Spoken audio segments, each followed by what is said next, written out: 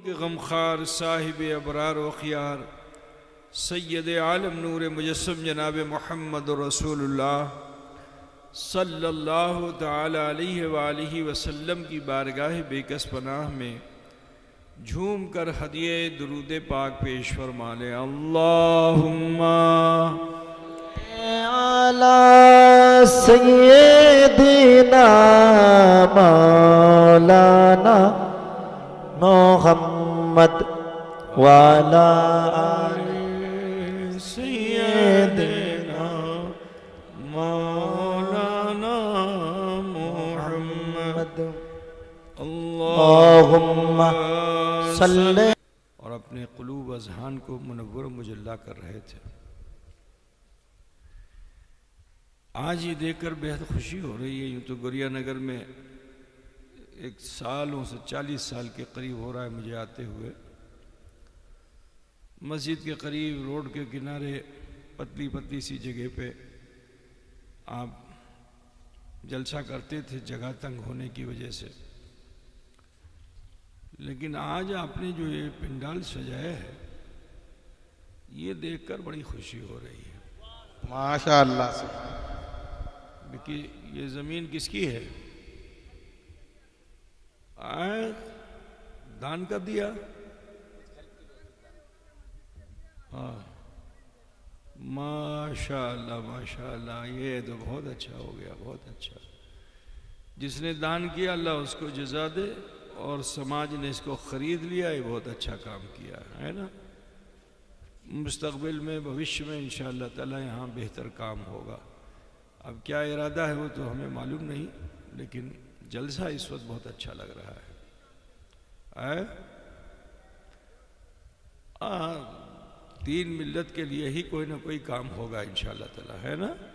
तो दुआ करते हैं कि अल्लाह ताला आप लोगों को और उन्नति दे और तरक्की दे और कामयाबी दे और दीन का ये जज्बा सलामत रहे और इसी हौसले के साथ आप लोग मिलकर मोहब्बत के साथ दीन का काम करते रहिए। अल्लाह ताला आप सबको बहुत जज़ा अता फरमाए, बहुत अजर अता फरमाए। आप लोगों को यहाँ अच्छा लग रहा है ना? हमको तो बहुत अच्छा लग रहा है इस वक्त, है ना। बहुत दिल से दुआ है आप लोगों के लिए कि आप लोगों ने ये एक बड़ा काम किया। अल्लाह ताला आप सबको इसका अजर अता फरमाएगा इंशाअल्लाह ताला।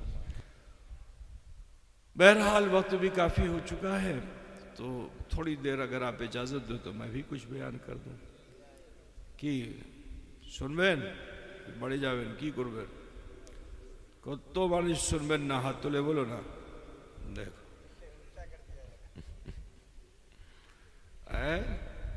गड़बड़ कर दिया ना जी जी बोलो। बहरहाल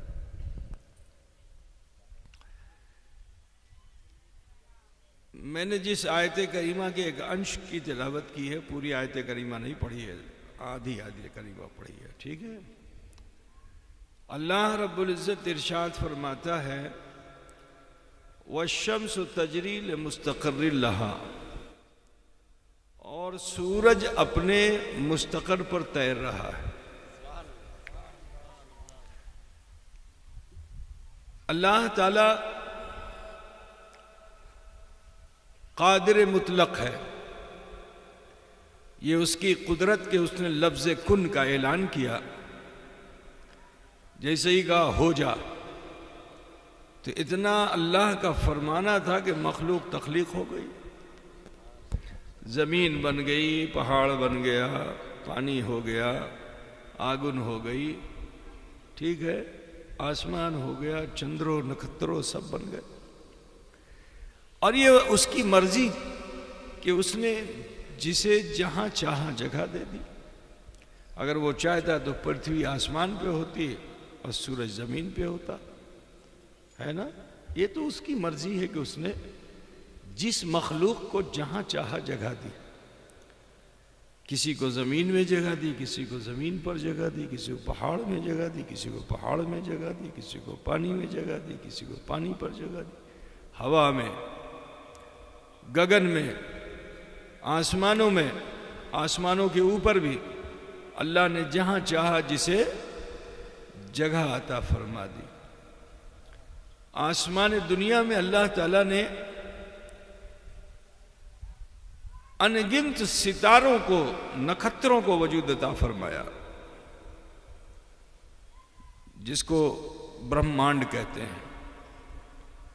जानते हो कि नहीं जानते हो तुम लोग? गैलेक्सी कहते हैं अंग्रेजी में, बांग्ला हिंदी में उसको ब्रह्मांड बोलते हैं। सितारों का ब्रह्मांड है। चमकने वाले सूरज, चमकने वाले सितारे हैं, लेकिन अल्लाह ने हर चमकने वाले सितारे को चुना नहीं। सब अपनी अपनी जगह पे टिमटिमा रहे हैं। उन्हीं सितारों में से अल्लाह ताला ने सूरज को चुन लिया।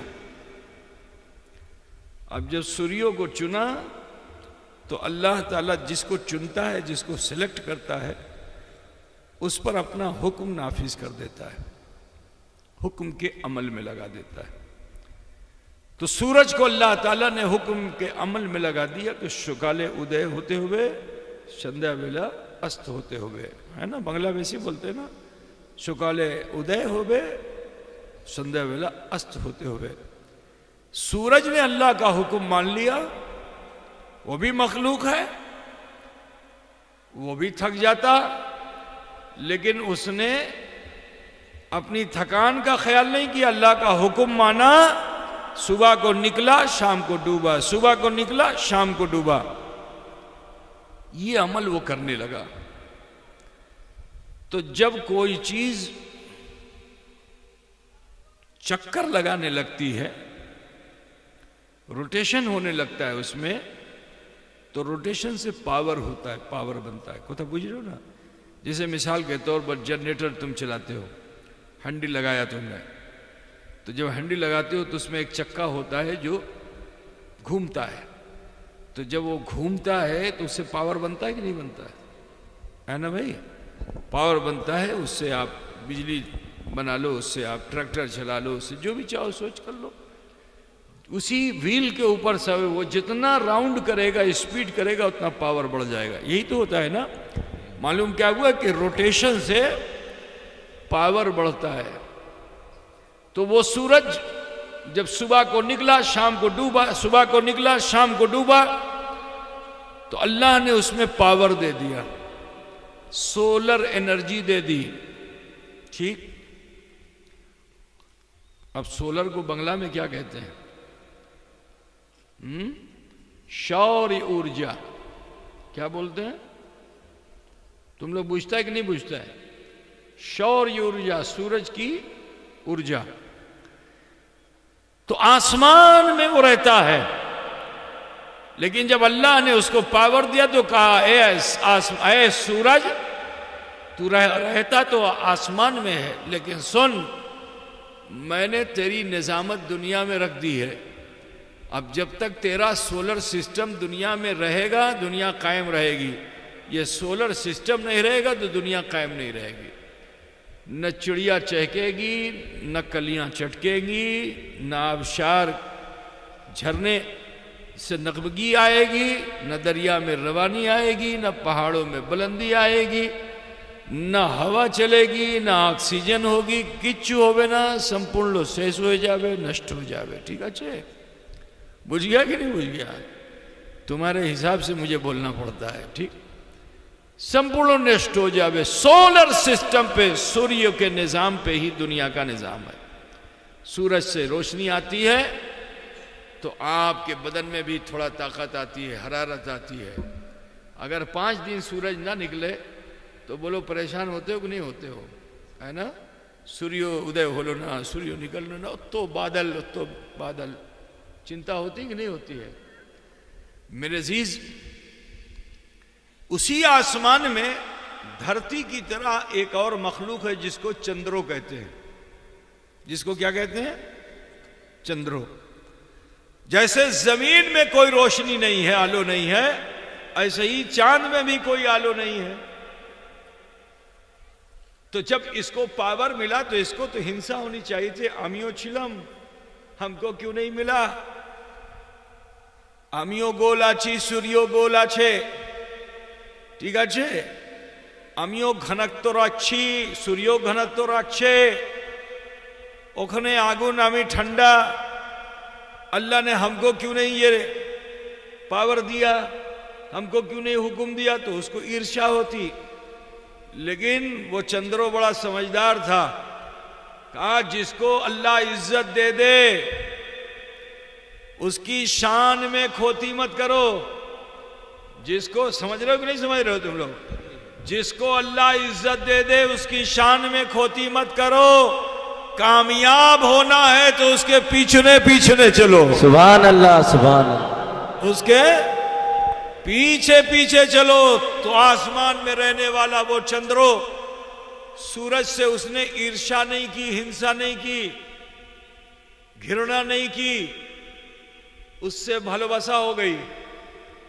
भालोबासा कहा कि अल्लाह मेरा हमजिन्स है ये, मुझे तूने ये खूबी नहीं दी लेकिन मेरे भाई को तो दी है ना, तो मैं इसका साथ दूंगा। जेखने जाबे अमियो जाबो, जखने जाबे अमियो जाबो, जखने जाबे अमियो जाबो।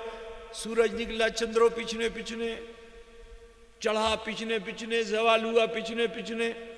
लेकिन अल्लाह ने शाम को जैसे ही सूरज को डुबाया तो ये इतना पीछे पीछे रहा, इतना पीछे पीछे रहा, इतना पीछे पीछे रहा कि देखो सोहबत का असर होता है। मिसाल के तौर पर हम लोग अगर किसानी करें तो एक यहां तो अंजीर होती नहीं है, एक फल होता है उसका नाम अंजीर है।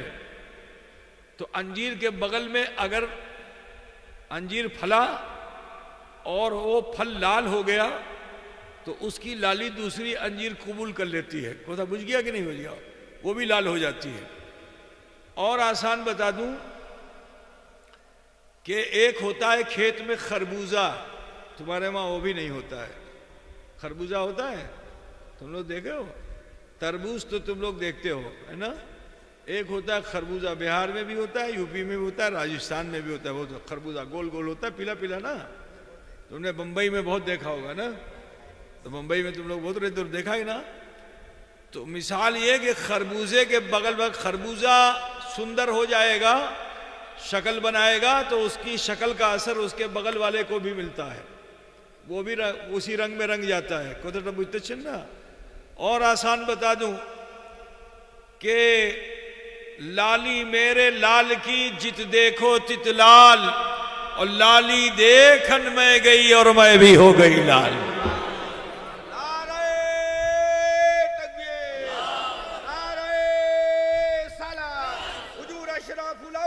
अच्छा, और आसान बता दूं, एक होता है मैग्नेट, दूसरा होता है लोहा,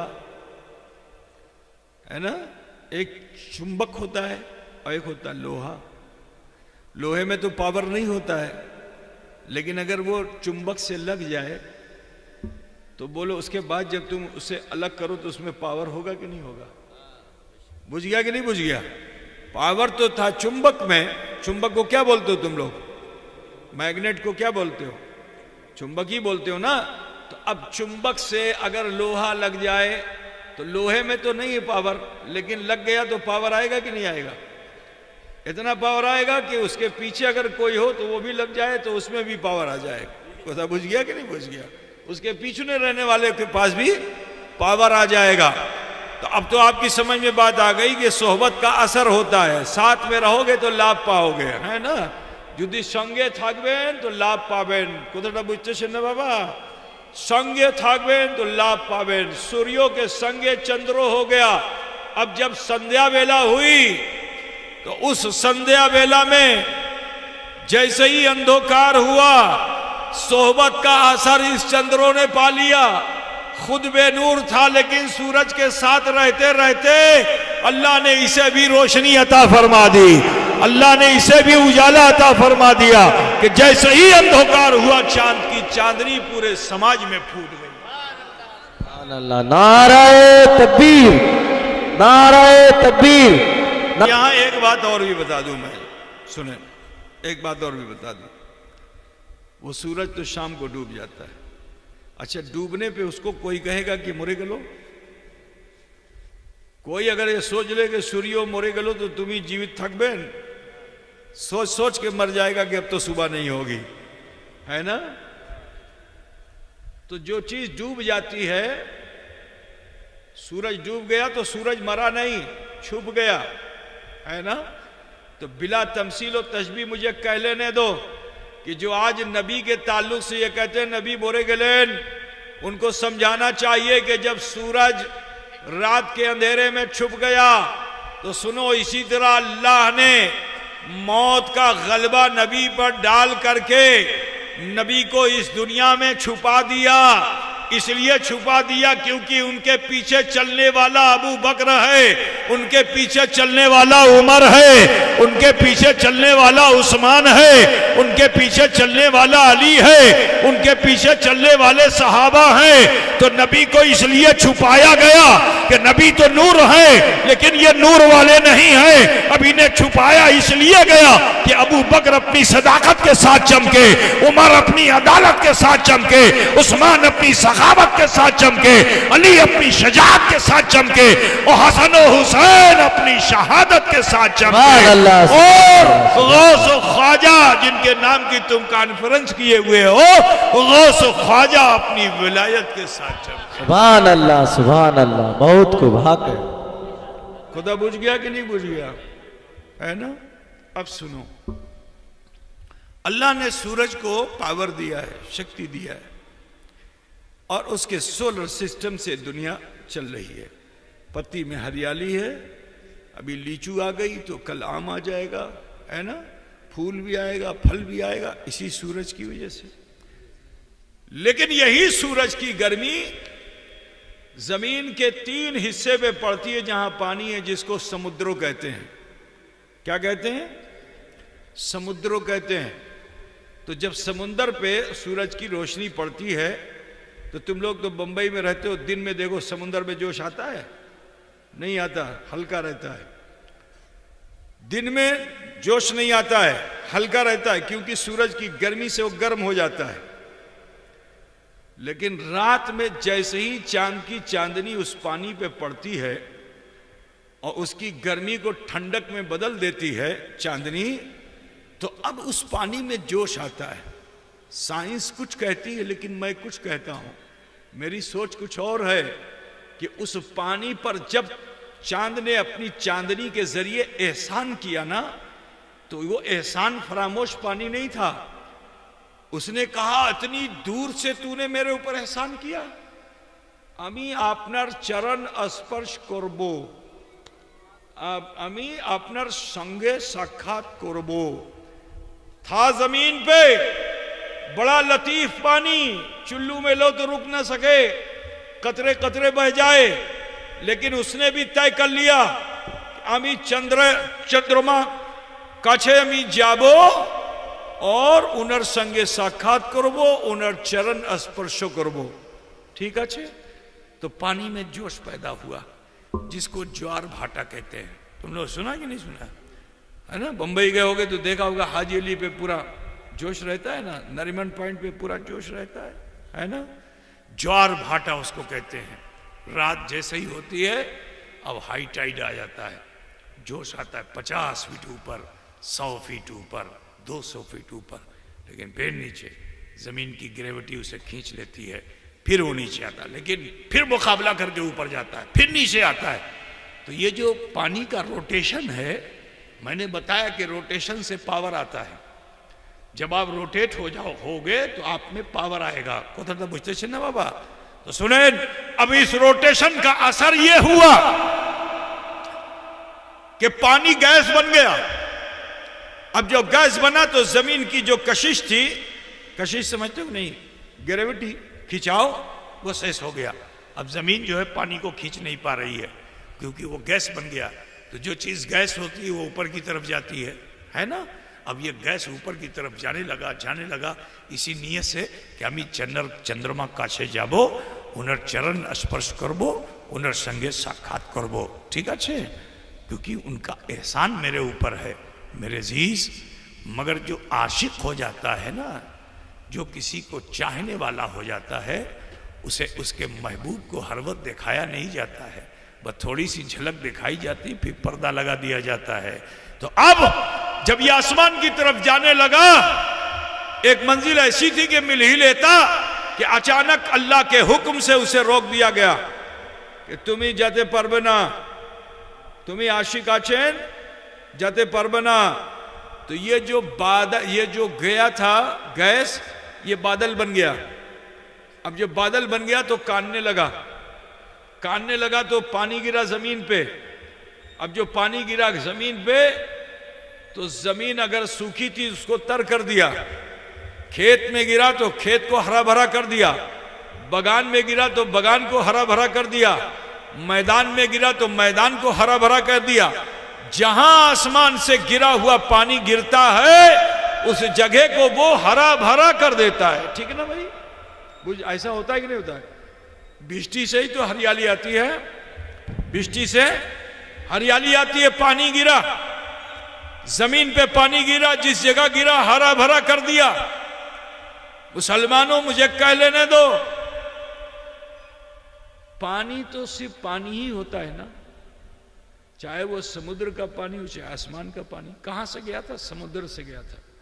देखो समुद्र की तहजीब क्या है, समुद्र का पानी खारा होता है, आप उसको पी नहीं सकते, बहुत नमकीन पानी होता है ना? पानी पी सकते हो? अगर उस खारे पानी को खेत में लाके डाल दो तो तुम्हारा संपूर्ण धान नष्ट हो जाए।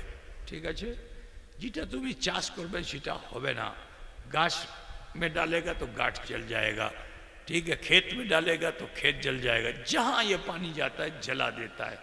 मालूम क्या हुआ कि समंदर के पानी की सलाहियत क्या है कि वो जला देता है।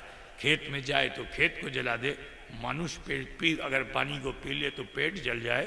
पानी तो पानी है, लेकिन इस तहजीब से निकलकर और नूरियों की तहजीब में यहीं से कुछ थोड़ा सा पानी गया था, गैस बन करके जो बादल बना, अब वहां से जब लौटा तो बोलो वही असर है जो समंदर के पानी में है?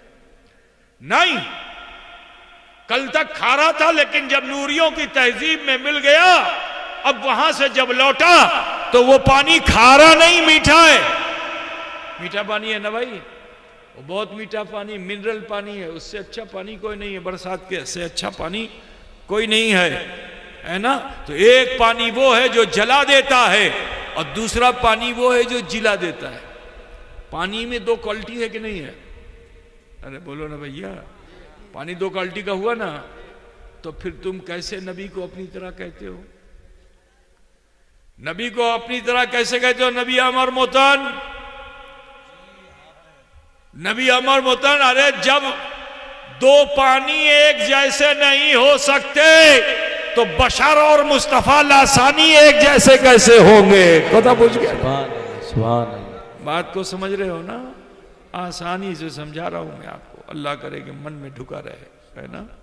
क्योंकि आज के ज़माने में लोग इधर उधर बहुत भाग रहे हैं, तो ईमान व अक़ीदे की इस्लाह बहुत ज़रूरी है। ठीक है ना? अब सुनो,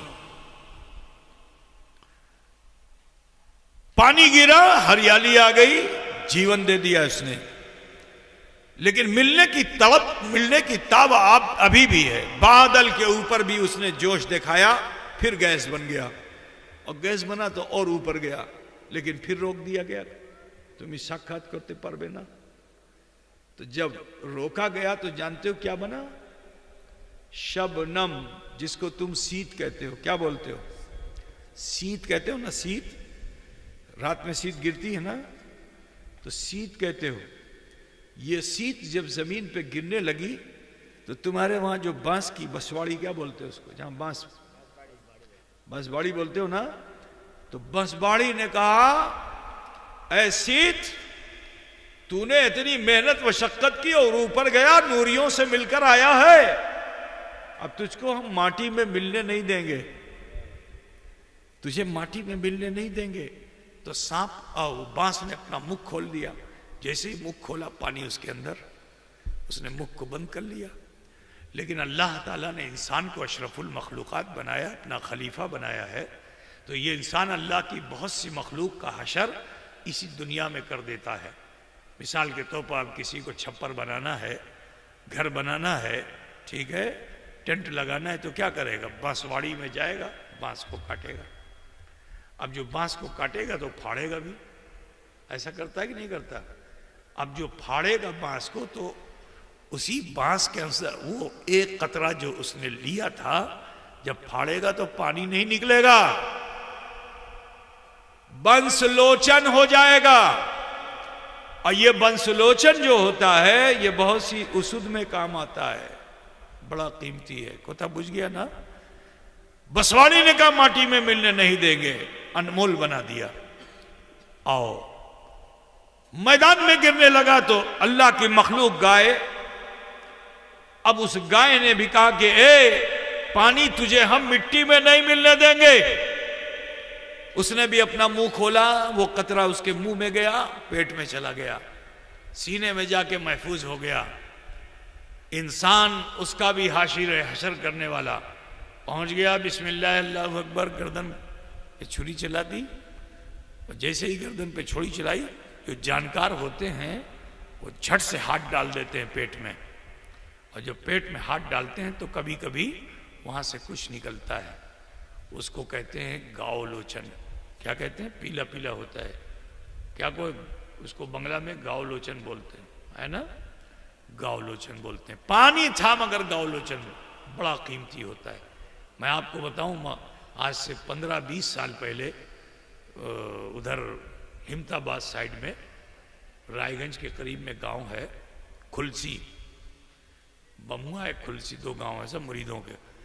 तो वहां खुलसी में एक ने अपने बच्चे का अकीका किया, और जो अकीका किया तो वही क्या हाथ डाला, अंदर निकाला, तो उसमें से वो गावलोचन निकला। पहली मर्तबा मैंने उसको देखा था। तो उसने नियत की थी कि मैं इसको मिशन में दूंगा। हम लोग जब पहुंचे तो वो लेकर के आया, कागज में लपेट करके। क्या है? कहा हुजूर ये गावलोचन। ये क्या होता है? मुझे मालूम नहीं था। तो बताया कि हुजूर ये गाय के पेट में से निकलता है, बड़ा कीमती होता है, रत्ती में बिकता है, जैसे हीरा बिकता है ऐसे ही वो बिकता है।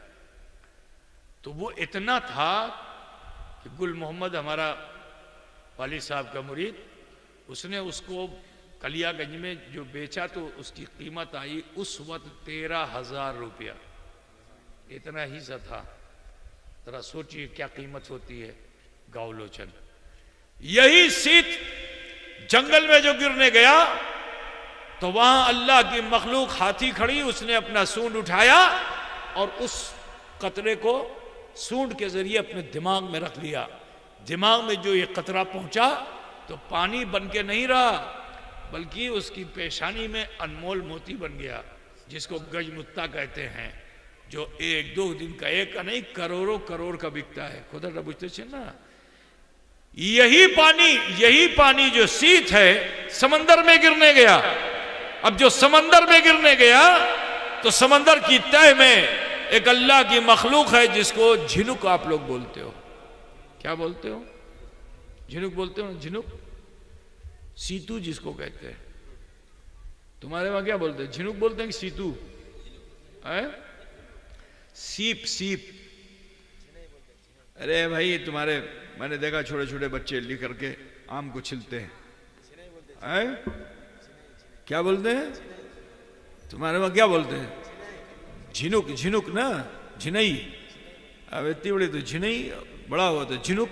अब जो भी हो, जो भी समझ गए ना तुम लोग। तो समंदर में बहुत बड़ा बड़ा होता है, समंदर की तह में रहता है। लेकिन जरा देखो कि जब मद्दो जज़र आया, तूफान था पानी में, लेकिन उसका ख्याल उसने नहीं किया। समंदर की तह से निकल करके समंदर के ऊपर आया और उसी कतरे की तलाश में है जिसे शबनम कहते हैं। मुंह खोल करके समंदर का पानी नहीं पीता, लेकिन जैसे ही वो कतरा गिरता है अपने मुख में लेके उसे पेट में रख के बंद कर लेता है और सीधा फिर मुकाबला करता है पानी से और उछलता कूदता किसी तरह से फिर वहां पहुंचता है जहां से आया था, जमीन समंदर की तह में, जहां सुकून है, शांति है। ठीक है ना? याकूत और ज़मरत के गाछ से और पत्थर से फिर चिमट गया। मगर मैंने बताया कि अल्लाह ताला ने इंसान को मखलूक का हाशिर बनाया है, तो डुबकी लगाने वाला, गोता लगाने वाला समंदर में गोता लगाता है और तह में जाकर उस झिनुक को निकाल कर अपने मैदान में लाता है और उसे खोल करके जब खोलता है तो वहां से पानी नहीं निकलता, वही कतरा जो उसके पेट में गया तो अनमोल मोती बन के निकलता है। कथा बोझते थे ना।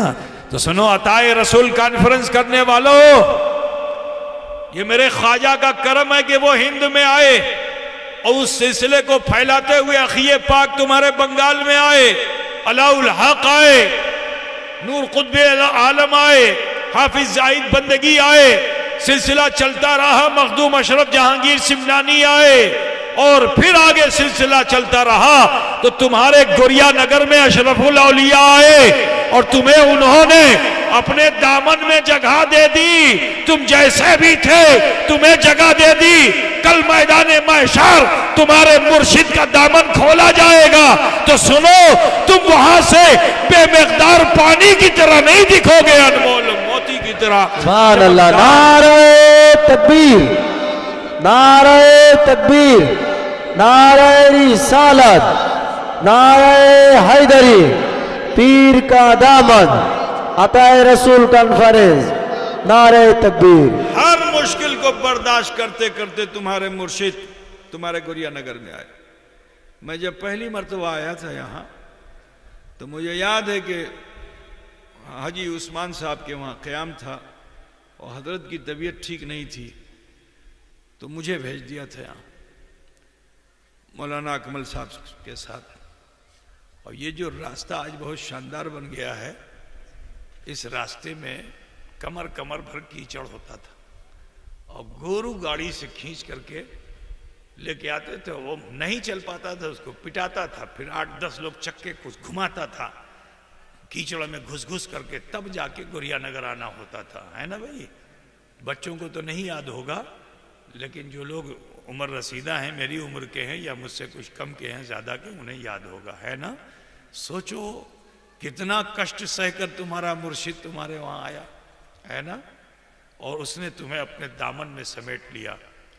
कल मैदान महशर खुलोगे, खोला जाएगा दामन, और जब खोला जाएगा तो सुन लो, निस्बत से मैंने बताया था सोहबत का असर होता है ना, तो सोहबत का असर होता है। कल जब खोला जाएगा दामन तो इंशाअल्लाह तुम्हारे मुर्शिद का दामन जब खोला जाएगा तो मोती कम चमकेगा, तुम ज्यादा चमकोगे इंशाअल्लाह। ब्रदर इस्लाम, ये तो मामला हो गया सोहबत का। लेकिन सुनो, जिस तरह से अल्लाह ताला ने आसमान दुनिया में सूरज को चुना, इसी तरह से अल्लाह ने इंसानों के इस ब्रह्मांड में, इंसानों की इस गैलेक्सी में अल्लाह ताला ने उम्मत मोहम्मदिया को चुना। किसे चुना है? जो मुसलमान है उसको चुना, ठीक है ना। न किसी ईसाई को, न किसी यहूदी को, न किसी हिंदू को, न किसी जैनी को, किसी को नहीं चुना अल्लाह ने। किसको चुना? जिसने कलमा ला इलाहा इल्लल्लाह मुहम्मदुर रसूलुल्लाह पढ़ लिया, अल्लाह ने उसको चुना। और मैंने बता दिया कि जब अल्लाह किसी को चुनता है तो उसको हुक्म के अमल में लगा देता है ना। मखलूक सब हैं, सब तस्बीह कर रही हैं, लेकिन कुछ मखलूक ऐसी है कि जिसको अल्लाह ने हुक्म के अमल में लगा दिया, ठीक है। कुरान पाक में आए कि जो युसब्बिहून लिल्लाहि मा फिस समावाति वल अर्द, जो कुछ ज़मीन व आसमान में है सब अल्लाह की तस्बीह करते हैं, लेकिन अल्लाह ने उन्हें हुक्म के अमल में नहीं लगाया। हुक्म के अमल में किसे लगाया? वमा खलक़तुल जिन्ना वल इंसा इल्ला लियअबुदून, हमने जिन और इंस को इसलिए पैदा फरमाया ताकि वो मेरी इबादत करें। मालूम क्या हुआ कि इबादत करना ही हुक्म का अमल है। तो पूछते ना, तो सुनो, अल्लाह ताला ने उम्मत मोहम्मदिया को खैर उम्मत फरमाया। कुरान फरमा रहा है कि कुंतुम खैर उम्मतिन उखरिजत लिन्नास तामुरून बिल मारूफ व तनहौना अनिल मुनकर, कि तुम बेहतरीन उम्मत हो। तुम्हें अल्लाह तबारक व तआला ने इंसानों के दरमियान से सिलेक्ट किया है, चुना है। चुनाव नहीं कराया, चुन लिया है। सबको जमा किया, का एक नया शो बुलाया, चुन लिया। को तो बुझ रहे हो ना, इसको कहते हैं सिलेक्शन। एक होता है इलेक्शन, एक होता है सिलेक्शन। अल्लाह ने इलेक्शन नहीं कराया, अल्लाह ने सिलेक्ट फरमाया। और कुरान में क्या रब फरमा रहा है? इरशाद फरमा रहा है रब ताला, कि कुंतुम खैर उम्मतिन उखरजत लिन्नास तामुरून बिल मारूफ व तनहौना अनिल मुनकर, कि तुम बेहतरीन उम्मत हो, तुम्हें अल्लाह ताला ने इंसानों के दरमियान से चुना है, इसलिए क्योंकि तुम खैर उम्मत हो। और जो खैर उम्मत होता है वो अपनी मर्जी पर नहीं जीता, जब मन चाहे तो गांजा, जब भी चाहे तो शराब, जब भी चाहे तो जुआ, जब भी चाहे तो सूद। इसलिए तुम्हें नहीं अल्लाह ने पैदा किया मुसलमानों, अपनी मर्जी के काम छोड़ो क्योंकि तुम खैर उम्मत हो। ये बुराइयां समाज में जो है इसको निकालो। आज हमारे समाज में बड़ी बुराइयां आ गई हैं, कोई नशा कर रहा है, कोई जुआ खेल रहा है, कोई सूदखोरी कर रहा है, कोई उल्टे सीधे काम कर रहा है। डरो अपने रब से, मरना सबको है। देख रहे हो हालत कैसी है, सर पे जालिम और जाबिर हुक्मरान मुसल्लत हो चुके हैं। अब भी नहीं होश करोगे तो कब करोगे? हमारी मस्जिदें हमसे छीनी जा रही हैं, हमारी खानकाहों पर आंच आ रही है, हमारे मदरसों पे बुलडोजर चलाया जा रहा है। मुसलमानों अब नहीं होश करोगे तो कब करोगे? तो कहना यही है। मैं नहीं कहता कि तुम मुकाबले के लिए हथियार बनाना शुरू कर दो गांव गांव में, हथियार से कुछ नहीं होने वाला है, ठीक है ना। आपको मालूम है कि मैदान बद्र में मेरे नबी तशरीफ ले गए थे तो हथियार लेकर नहीं गए थे, किरदार लेकर गए थे। मालूम है कितनी तलवार थी? सिर्फ 2 तलवार थी। 2टा तलवार छिलो मैदान बद्र में। सोचो उन काफिरों के मुकाबले में 2 तलवार से मुकाबला हो सकता है? तो आपको मालूम है खजूर की टहनी भी तलवार बन गई थी। कदर बुझते ना, खजूर की टहनी भी मैदान बद्र में तलवार बन गई थी। हुजूर 2 तलवार ले गए थे, 8 या 9 घोड़े थे, बस ये 2-4 ऊंट थे, यही था मामला कुल। न तीर था, न कमान, न सिर्फ अल्लाह पे भरोसा करके खड़े हुए थे। बोलो बद्र के मैदान में कामयाबी मिली थी कि नहीं मिली थी? जवान तो जवान है, बच्चे कामयाब हो गए थे, मुआज और मुआविज कामयाब हो गए थे, बच्चे कामयाब हो गए थे। क्यों? क्योंकि वो तलवार बनाने की तहजीब अल्लाह के रसूल ने नहीं दी थी, किरदार बनाने की तबीयत होती अगर उनके पास तो साहबा ये कहते केन आमी जाबो जाबो ना আমার কাছে কিছু আছে নাই কেমন আমি জঙ্গ করব, है ना। लेकिन वो साहबा थे, उन्होंने तलवार नहीं देखा, नबी के किरदार को देखा, नबी के गुफ्तार को देखा, तो कामयाबी ने कदम चूमा कि नहीं चूमा? बोलो भाई। आज भी जरूरत इसी चीज की है। संगे रहो, भाग के इधर उधर मत जाओ, जुए खाने में मत जाओ, शराब खाने में मत जाओ, बुरी जगहों पे मत जाओ, तबीयत का जीना छोड़ दो। अल्लाह ने तुम्हें रोजी दे दी है तो इसका मतलब ये नहीं कि तुम गलत रास्ते अख्तियार करो, नहीं। जो संग तुमने अख्तियार किया है, जिसके साथ हो, ये दामन छूटना नहीं चाहिए। कतटा बुझते ना, संगे संगे जुदी थाकबेन तो पावर आसबे, ठीक है। अल्लाह फरमा रहा है कुंतुम खैर उम्मतिन उखरजत लिन्नास तामुरून बिल मारूफ व तनहौना अनिल मुनकर, कि जो खैर उम्मत होते हैं वो तबीयत पे नहीं जीते हैं, मुस्तफा की दी हुई शरीयत पे जीते हैं। যেটা আল্লাহর হুকুম সেটাই পালন করছে, যেটা নিষেধ সেটা করছে না। কথা বুঝ गया ना? अच्छा आओ, ज्यादा बात बढ़ाऊंगा नहीं, थोड़ी सी बात और कर सुनेंगे भाई आप लोग कि भाई समझ में बात आ रही कि नहीं आ रही है? कथा समझ में आ रही ना? हाँ, तो बिगड़ के मत रहो, संभर के रहो। इंशाअल्लाह ताला ये जो जालिम हमारे सर पे चढ़े हुए हैं ना, ये तुम्हारी कदमों की धूल चाटेंगे। मेरे अजीज, अगर तुम अपनी तहजीब को अच्छा बना लो, अपने कल्चर को अच्छा बना लो, तो आज जो तुम्हें भयभीत कर रहे हैं वो तुमसे भयभीत हो जाएंगे, वो तुमसे डर जाएंगे तुम्हारे चेहरों के नूर के असर से। आओ तुम्हारी छवि में कुरान में दिखा दूं कि एक मुसलमान को कैसा होना चाहिए। कुरान की एक आयत में पढ़ता हूँ, उसी का अनुवाद करूँगा, ट्रांसलेशन, और फिर इसी पे बात ख़त्म कर दूंगा, ठीक है भाई? ज़्यादा देर को सुनेंगे भाई आप लोग? कितने लोग सुनेंगे?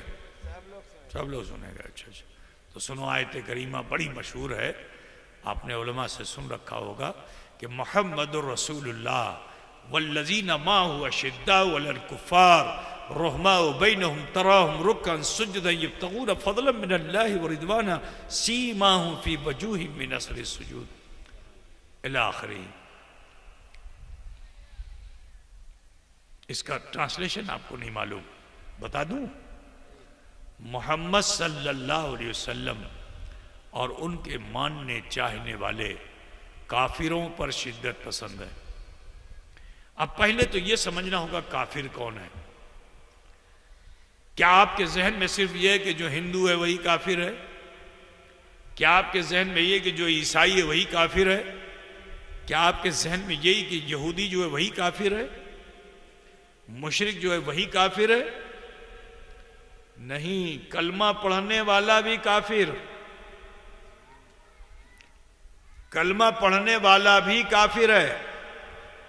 अगर 7 चीजों में से किसी एक चीज में भी उसने कमी निकाल दी या नहीं माना तो वो काफिर है। आप लोग पता नहीं पढ़े हो कि नहीं पढ़े हो, लेकिन नहीं पढ़े हो तो पढ़ना सीखो। ईमान मुजमल और मुफस्सल मौली साहब ने आपको पढ़ाया होगा, बच्चे को, छोटे छोटे बच्चों को पढ़ाते हैं, है ना, 6-7 कलमे पढ़ाते हैं ना।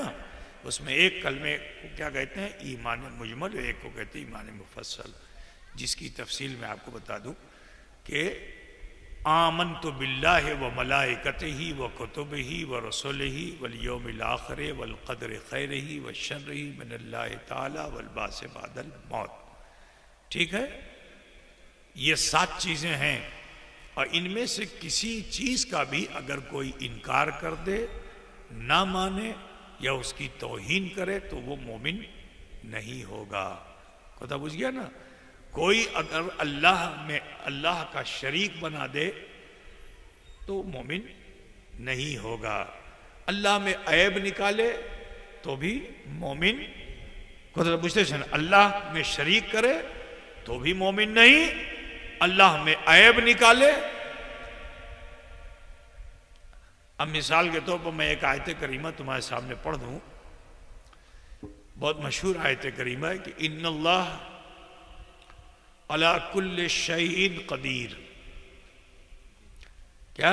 इन्नल्लाह अला कुल्ले शैइन कदीर। तो दुनिया में जो कुछ है तो पैदा तो अल्लाह ही ने किया है ना? लेकिन अगर बुरी चीज को अल्लाह की तरफ मंसूब करते हो तो भी काफिर हो जाओगे। ठीक है ना? कुदरत बुझते छे ना बाबा, पैदा सब अल्लाह ने किया है। शराब अल्लाह ने पैदा किया कि नहीं पैदा किया? अल्लाह ही ने तो पैदा किया है। जुआ, ये भी, जो भी चीजें हैं ये सब अल्लाह ही की हुक्म से सब है। लेकिन अगर बुरी चीज को अल्लाह की तरफ मंसूब कर दो तो फिर आप कुफ्र की सरहद में चले जाओगे। आज इसी वजह से बहुत से लोग गलती का तर्जमा करके काफिर हो जाते हैं। ठीक है ना? कुछ लोगों ने सीधा सीधा ट्रांसलेशन कर दिया कि बेशक अल्लाह हर शय पर कादिर है। अब हर शय पे कैसे कादिर? अल्लाह शादी करेगा? बोलो। अल्लाह ताला ने औरत बनाया, मर्द बनाया, और मर्द औरत शादी करते हैं, जोड़ा होता है, शादी होते हैं, उससे बच्चे होते हैं। तो बोलो अल्लाह, अगर ये कहा जाए कि अल्लाह हर शय पे कादिर है तो अल्लाह शादी करेगा? बोलिए, अल्लाह के वहां बच्चे होंगे? बोलो शय है कि नहीं है? तो अगर कोई ये अनुवाद करे कि अल्लाह हर शय पे कादिर है तो बोलो न अल्लाह की शान में खोती हुआ कि नहीं हुआ? लेकिन सुनो, आला हजरत फाजिल बरेलवी ने, मुहद्दिस आज़म हिंद ने, मौलाना अब्दुल हक मुहद्दिस देहलवी ने, इन्होंने जब तर्जमा किया, ट्रांसलेशन किया, तो इन्होंने क्या कहा कि अल्लाह हर मुमकिन शय पर कादिर है। जो चीज उसके लिए मुमकिन नहीं है उसको उसकी तरफ मंसूब नहीं किया जा सकता है। कथाटा बुझते छे ना बाबा? ये एक इल्मी बात है जो मैंने आपके सामने रख दी। ठीक है ना? तो सुनो, काफिर वो भी हो जाएगा जो नमाज बहुत पढ़ता है मगर काफिर। हुजूर के जमाने में भी नमाज पढ़ने वाला था अब्दुल्ला इब्न उमई, बहुत ज्यादा नमाज पढ़ता था मगर हुजूर की कथा को मानता नहीं था, हुजूर की शान घटाने में लगा हुआ था। तो मुनाफिक हुआ कि नहीं हुआ? मुनाफिक हो गया ना?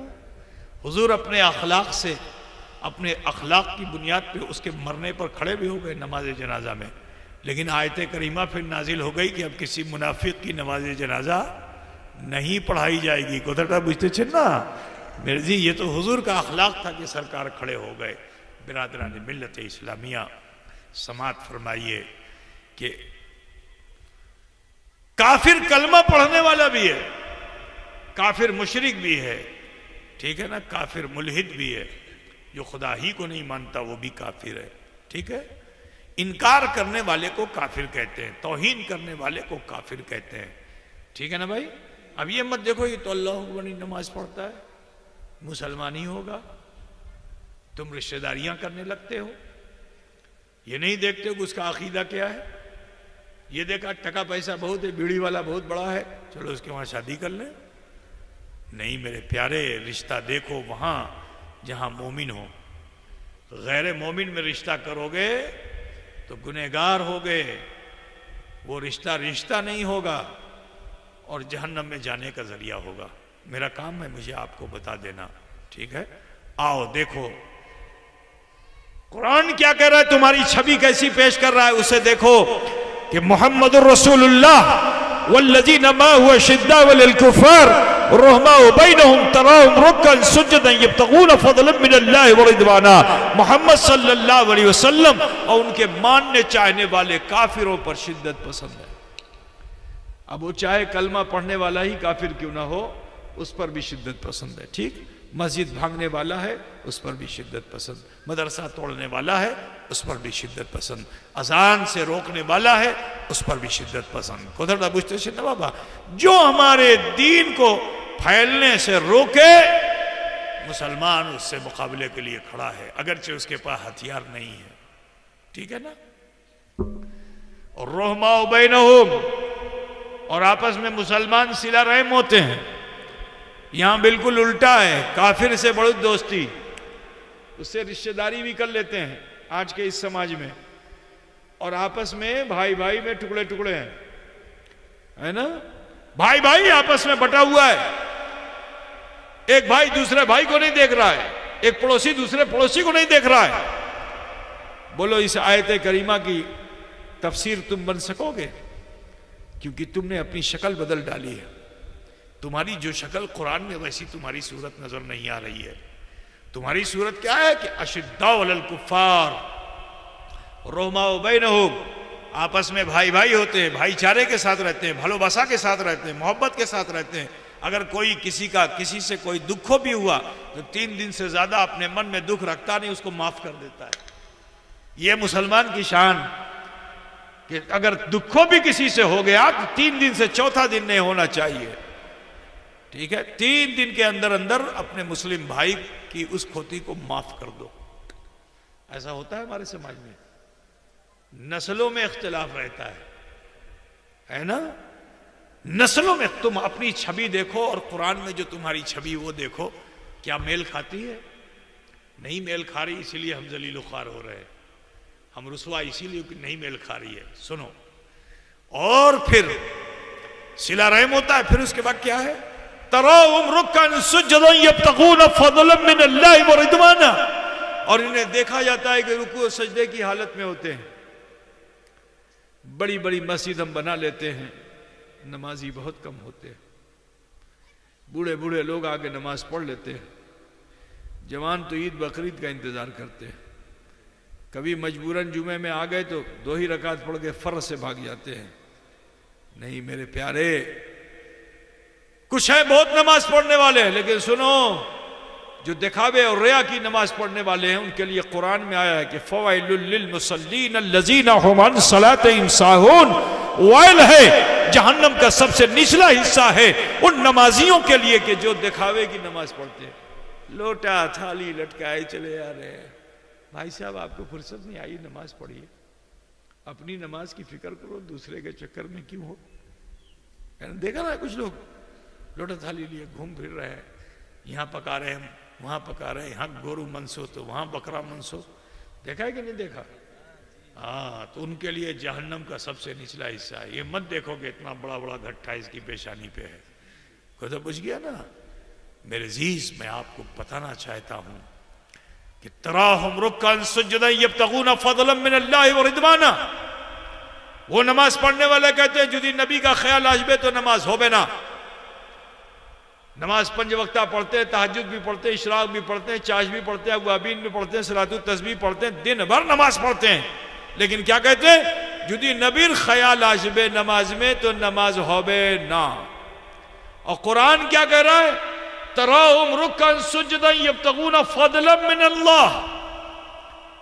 अब मालूम करना पड़ेगा कि अल्लाह का फजल है क्या? लौह है कि कलम है कि कुर्सी है? क्या है अल्लाह का फजल? जमीन है कि आसमान है? क्या है अल्लाह का फजल? तो जब हम गौर करते हैं दीन में तो पता यह चलता है कि ये जमीनो जमा, ये मकीनो मकान, ये चुनीनो चुना, ये सब कुछ तो किसके लिए है? अल्लाह के रसूल के लिए है ना। अल्लाह फरमाता है लौला कलमा खलक़तुल अफ़लाक वल अर्दीन, है महबूब अगर आपको पैदा ना करता तो ना आसमान बनाता ना जमीन बनाता। अल्लाह सुभान अल्लाह। ना आमी आसमान सृष्टि करतम ना आमी धरती सृष्टि करतम, किच्छु आमी सृष्टि करतम ना। तो मालूम क्या हुआ कि ये सारा जमीन और आसमान जो है ये फजलुल्लाह नहीं है, ये फजले जनाबे हबीबुल्लाह है। तो फिर फजलुल्लाह क्या है? तो मैं वही बताना चाहता हूं कि फजलुल्लाह ही तो जनाबे हबीबुल्लाह। सुभान अल्लाह, सुभान अल्लाह।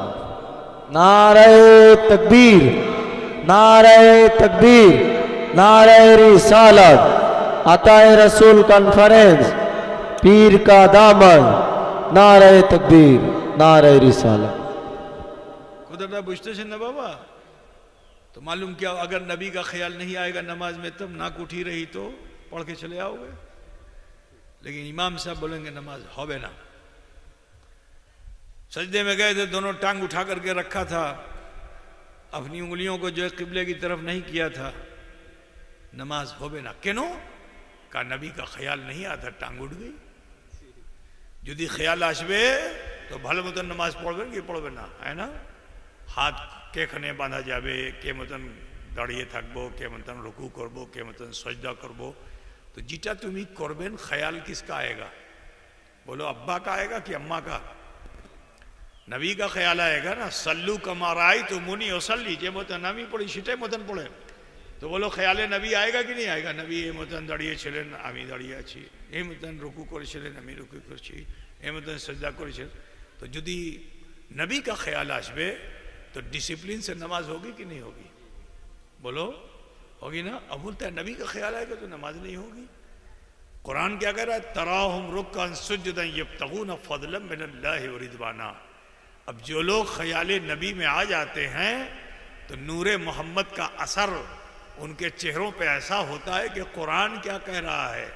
कुरान ये कह रहा है कि सीमाहुम फी वजूहिम मिन असरी सुजूद, कि जब वो अपने सजदों से सर को उठाते हैं ना तो सजदों का असर उनके चेहरे पर होता है।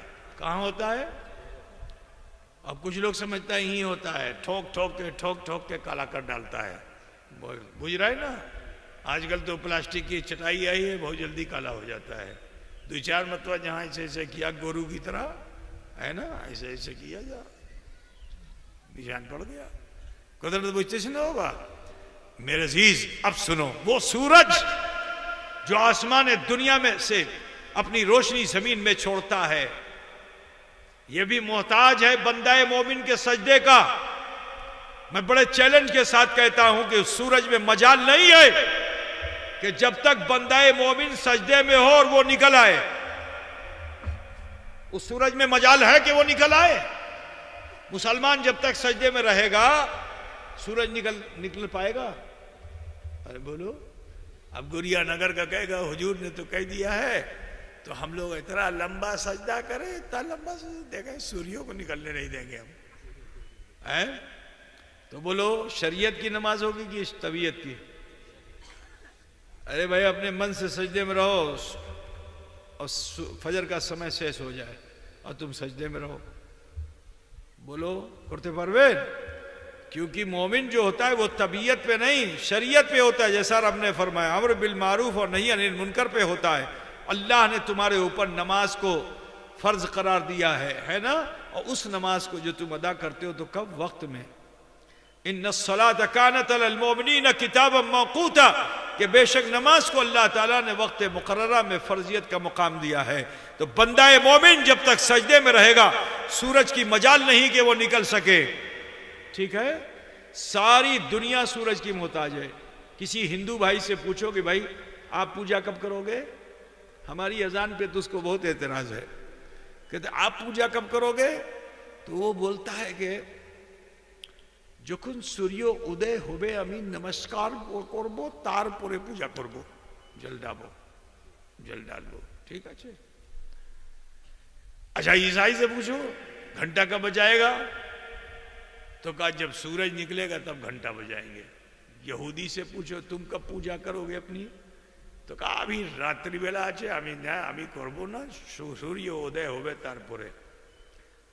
जितने बातिल मजहब वाले हैं सब उस सूरज के निकलने के मोहताज हैं। जरा सोचो मुसलमानों, गौर से सुन रहे हो ना, जितने बातिल मजहब वाले हैं सब उस सूरज के निकलने के मोहताज हैं। लेकिन अल्लाह ने मुसलमानों को सूरज का मोहताज नहीं रखा, बल्कि सूरज को मोमिनीन का मोहताज बना दिया कि जब तक वो सजदे में रहेगा सूरज नहीं निकलेगा। लेकिन जैसे ही मुसलमान सजदे से सर उठाता है तो वो सूरज मोमिन की पेशानी से रोशनी की भीख मांगता है। कदर बुझते ना बाबा, वो सूरज भी निकल रहा है तो मोमिनों के सजदों के असर से निकल रहा है। अपने मुकाम को समझो, अपनी हस्ती को समझो है मुसलमानों, अपनी तहजीब बदलो, तबीयत का जीना छोड़ दो। अताए रसूल कॉन्फ्रेंस कर रहे हो, वो ख्वाजा थे कि जिन्होंने एक पल में 90 लाख बातिल को कदमों में डाल करके मुशर्रफ बा इस्लाम कर दिया था। उनकी कॉन्फ्रेंस कर रहे हो, उन्हीं की छत्र छाया में आए हो। ए मुसलमानों, आप सबसे कहना है अपनी तहजीब बदलिए, अपने मुआशरे को बदलिए।